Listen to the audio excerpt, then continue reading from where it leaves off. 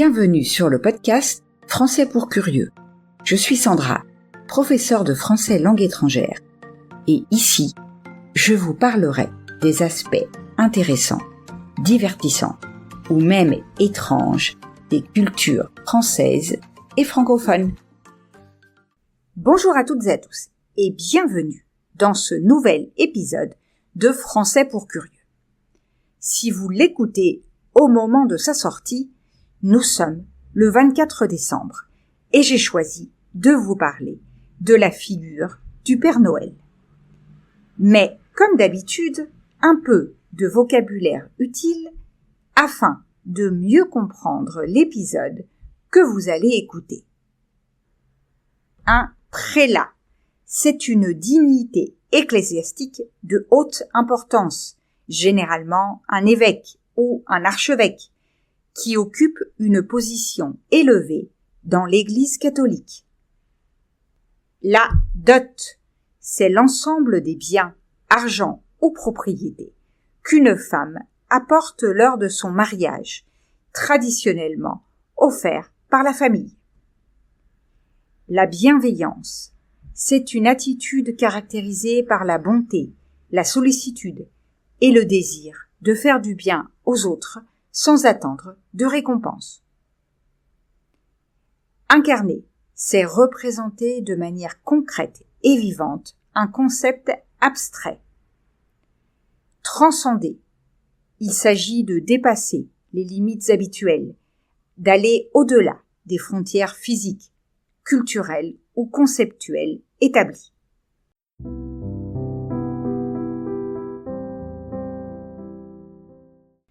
Entrons maintenant dans le vif du sujet.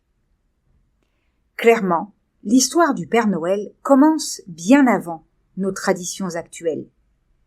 Cette figure emblématique a évolué à travers les siècles et les continents, transformant progressivement son image et son symbolisme. Depuis son origine jusqu'à sa représentation contemporaine, le Père Noël est devenu bien plus qu'un simple personnage de légende. Il est désormais un symbole universel de joie et de magie.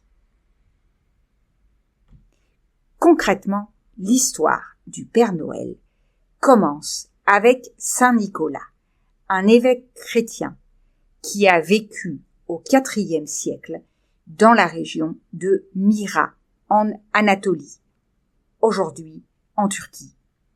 Ce prélat a marqué son époque par sa générosité et sa compassion envers les plus démunis. Il a notamment été reconnu pour avoir aidé des familles pauvres en leur offrant de l'argent et des cadeaux, souvent de manière anonyme. Il existe de nombreux récits autour de la figure de Saint Nicolas. Les deux plus célèbres sont probablement celui où il aurait sauvé 3 jeunes filles de la pauvreté en leur donnant secrètement de l'argent pour leur dot, et celui où il a redonné vie à 3 enfants qui avaient été coupés en morceaux. Ces légendes ont bien entendu profondément influencé la perception du don et de la charité pendant la période de Noël. Saint Nicolas a d'ailleurs rapidement été considéré comme le protecteur des enfants et des personnes vulnérables. Pour en savoir plus, je vous invite à écouter l'épisode 39 du podcast, dans lequel je vous raconte la vie et les légendes autour de Saint Nicolas. Au fil des siècles, la légende de Saint Nicolas s'est propagée à travers l'Europe, adaptant des caractéristiques locales dans chaque région. En Allemagne, il est devenu Nikolaus, un personnage qui distribuait des cadeaux aux enfants sages. Dans les pays scandinaves, il a progressivement endossé des attributs plus mythologiques, se rapprochant des traditions des esprits de la nature. Aux Pays-Bas, il a commencé à être représenté portant une grande cape et se déplaçant sur un cheval ou accompagné de personnages mystérieux chargés de récompenser ou de punir les enfants selon leur comportement.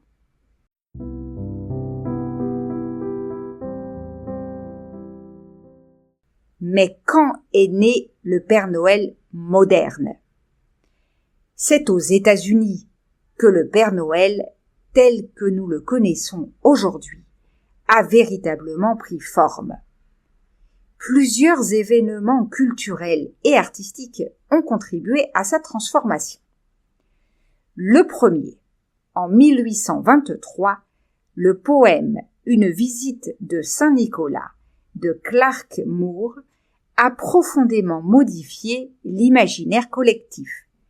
Il a décrit pour la première fois un personnage rond, joyeux, voyageant dans un traîneau tiré par des rennes et descendant par les cheminées.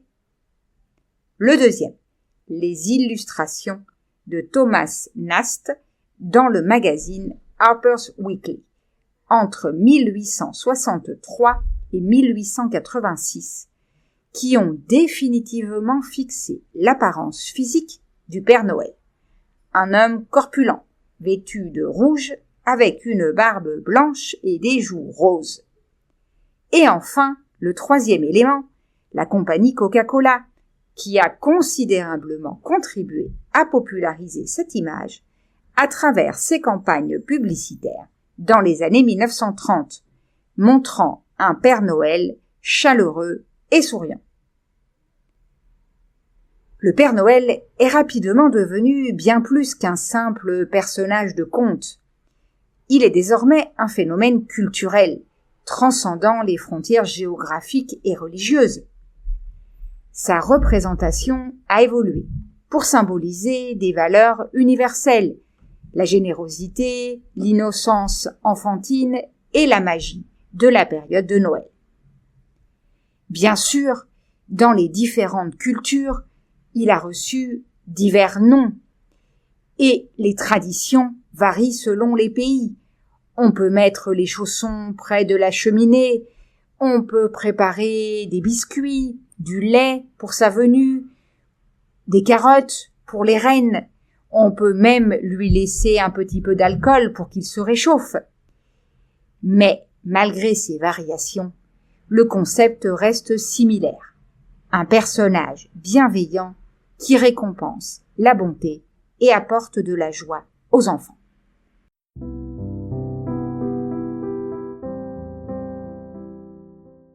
Aujourd'hui, le Père Noël est un élément central des célébrations de Noël à travers le monde. Les enfants lui écrivent des lettres, les centres commerciaux installent des décors où des personnes déguisées l'incarnent et les médias continuent de le représenter comme un symbole de générosité.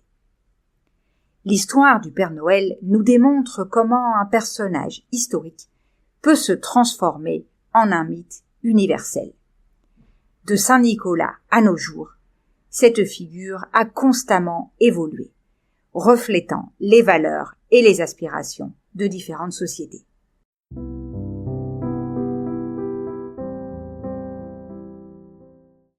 Et voilà, nous arrivons au terme de l'épisode d'aujourd'hui. J'espère que vous avez aimé ce que vous avez entendu. Si c'est le cas, je vous invite à laisser un message sur votre plateforme d'écoute préférée et à partager l'épisode autour de vous. Je vous souhaite un très joyeux Noël et on se retrouve la semaine prochaine.